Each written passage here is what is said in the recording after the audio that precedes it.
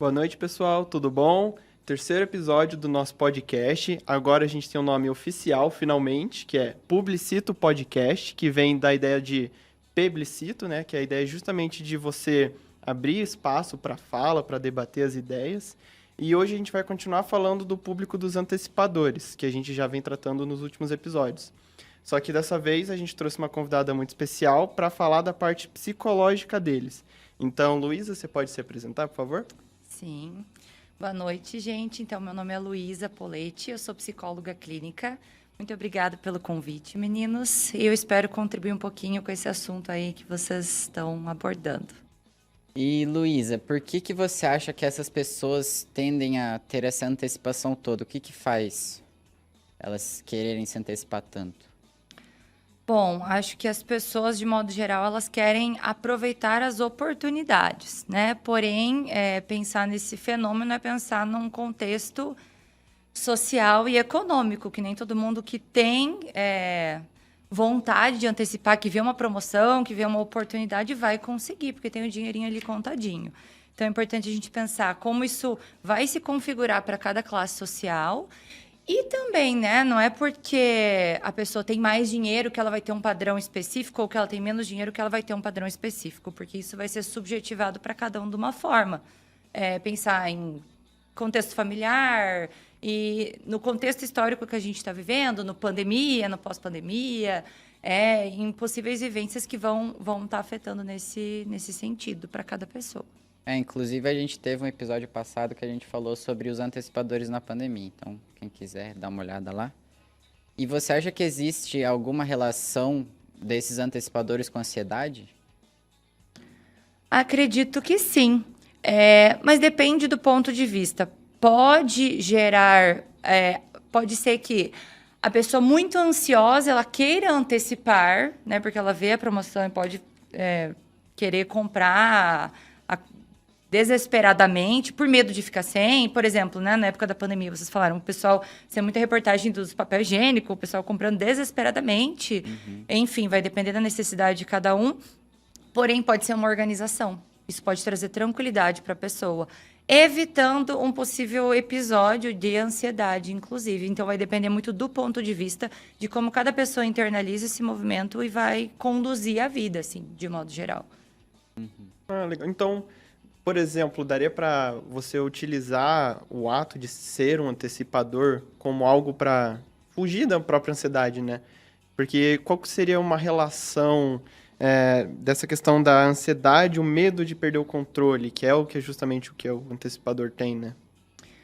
Então, a própria crise de ansiedade, ela é caracterizada como a perda de controle, né? Quando as pessoas falam assim, nossa, eu tive uma crise.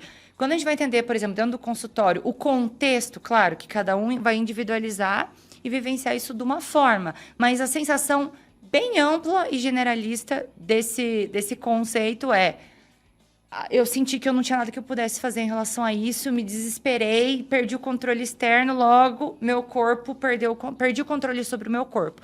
E a falta de ar, todos os sintomas de uma crise de pânico e ou crise de ansiedade, né? Então, assim, tem muita relação com isso e pode ser usado enquanto uma manifestação da ansiedade. Eu fico ansioso, eu quero comprar para me satisfazer momentaneamente, né? É um prazer rápido, cada vez mais rápido de acessar na Amazon. Compre com um clique, né? Não sei se eu posso fazer público. É tudo muito rápido e fácil de comprar. Porém, então pode ser um mecanismo de uma fuga, eu não quero lidar com ansiedade, eu vou lá e compro. Ou pode ser uma estratégia. Nossa, eu fico muito ansioso por determinada situação. Então, eu vou me antecipar. Já que saiu um dinheirinho, né? Eu recebi minhas férias e eu preciso comprar determinada coisa que eu, né? Enfim, eu uso na minha rotina. Eu vou comprar com antecedência a mais, porque eu vou economizar bastante, isso vai me deixar tranquila. Então, pode ser, dependendo muito do ponto de vista aí. E você, falando dessa questão de comprar, e você acha que, não generalizando, mas você acha que as classes mais baixas, elas são mais ou menos antecipadoras? Porque se elas não têm tanta condição de ficar comprando assim por impulso, como é que fica? Eu não tenho um estudo concreto, uma pesquisa para trazer os dados para cá, para falar com certeza. Mas, a gente pensando também em contexto, pessoas com mais condições financeiras têm mais condições concretas de antecipar. Porque elas veem a oportunidade, elas têm dinheiro, né? Que sai, por exemplo, daquele salário do mês, elas têm... pede emprestado do pai, pede privilégio, né? Qualquer tipo de privilégio, até crédito no banco para liberar pessoas com menos dinheiro, cada vez menos elas conseguem pegar menos dinheiro com antecedência no banco, acessar isso de forma inferior. Mas não quer dizer que elas não vão se endividar mais ou comprar mais. Vai depender muito do mecanismo de cada pessoa, né? Porque tem pessoas que não têm muito dinheiro e lidam super bem, assim... com as questões econômicas e financeiras. Tem uma organização muito legal, justamente por entender a condição que estão, como forma de precaução. Agora, tem pessoas que têm pouco dinheiro, isso causa bastante sofrimento também, porque o acesso e o desejo de compra do rico e do pobre é igual, porque, né, todo mundo vê o outdoor do McDonald's, todo mundo tem vontade de ver a propaganda, porém, né, a possibilidade de acesso acaba sendo diferente. Então, assim, vai depender muito de cada um, porque tem gente que não tem dinheiro e se endivida e vai, enfim, fazendo coisinhas, né, como falam, do jeitinho brasileiro, de comprar, inclusive para satisfazer essa dor do não acesso. Eles querem acessar e podem dar um jeito, então vai depender bastante. E no caso, você falou de você usar o ato de antecipar para trazer mais segurança, né? Um exemplo seria o cara ou a mulher que ele gosta de guardar um dinheiro todo mês ali, ter a poupança dele para ter um dinheiro guardado e saber, se acontecer alguma coisa amanhã, eu tenho esse dinheiro guardado. Então, ele se antecipou para ter essa segurança.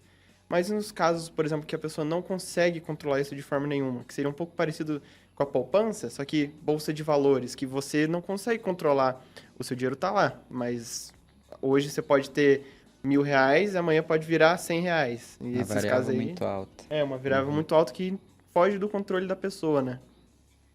Então, também é muito subjetivo a sensação de cada um frente a esses elementos, até porque não é todo mundo que investe dessa forma. Acho que quem tem maior conhecimento de mercado entende maior as variáveis e vai arriscar mais ou menos, enfim, até o próprio banco eles fazem, né? Eles têm alguns critérios, perguntas que para ver se a pessoa, né? Eu não me lembro agora os termos que eles usam, mas se é mais radical a quantidade do investimento ou menos, enfim. Então vai depender bastante. Tem pessoas que guardam dinheiro em casa ainda, fazem pé de meia, né? Como dizem, vai depender muito do que cada um compreende, do que cada um acredita ser o melhor, né? As pessoas, elas investem na bolsa, elas estão correndo o risco. É parte da variável. Porém, tem vezes que mesmo sendo parte da variável, elas estão arriscando, elas podem sair perdendo e podem se desesperar. A própria pandemia, né? Quando tudo muda a Bolsa de Valores radicalmente, as consequências podem ser grandes e também os ganhos podem ser grandes. Faz parte do jogo, digamos assim. E a falta de controle tem que ser parte da variável para a pessoa ela fazer esse investimento, né? De forma consciente, enfim. Então, não sei se eu respondi a pergunta. Não, respondeu sim. Teria algum material que você possa indicar para ajudar as pessoas ou a combater essa ansiedade ou entender melhor como é que funciona isso? Sim, na verdade tem um livro muito legal. Eu trabalho bastante com atendimento de mulheres no consultório. E a Marcela Ceribelli, que inclusive é uma podcaster, ela tem a Óbvios e ela faz uma síntese dos podcasts que ela leva bastante convidados, inclusive bastante gente da área de saúde, psicólogos, e eles falam muito sobre como essa ansiedade ela vai se manifestar principalmente para as mulheres, com uma questão de atravessamento de gênero. Então, é super legal, um livro bem recente. Assim, eu indiquei para, acho que mais que 50% das minhas pacientes, elas leem e adoram, porque é uma leitura bem fluida e científica. E o livro ele foi lançado, se eu não me engano, em novembro de 2022. Então, é uma leitura bem recente, pensando no pós-pandemia em todo esse contexto.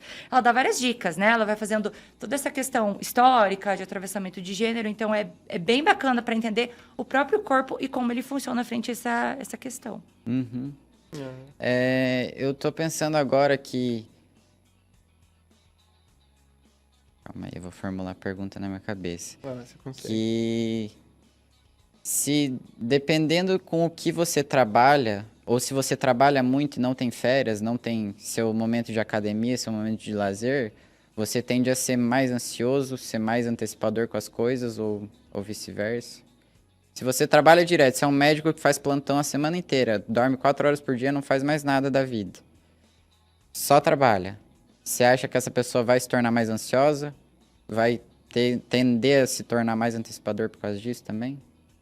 Há grandes tendências, né? Não tem como afirmar, porque cada um vai agir de uma forma, né? Mas a gente pensar numa saúde, de modo geral, o caminho para a saúde psíquica é a saúde física. Então, se a pessoa, ela não, né, já tem diversos estudos que dizem que é comprovado que, por exemplo, quem faz aeróbico, quem faz academia, quem faz exercício físico com frequência, vai ter uma saúde mental muito melhor, né? O corpo vai estar em condições melhores de suportar mesmo a rotina, né, do próprio trabalhador.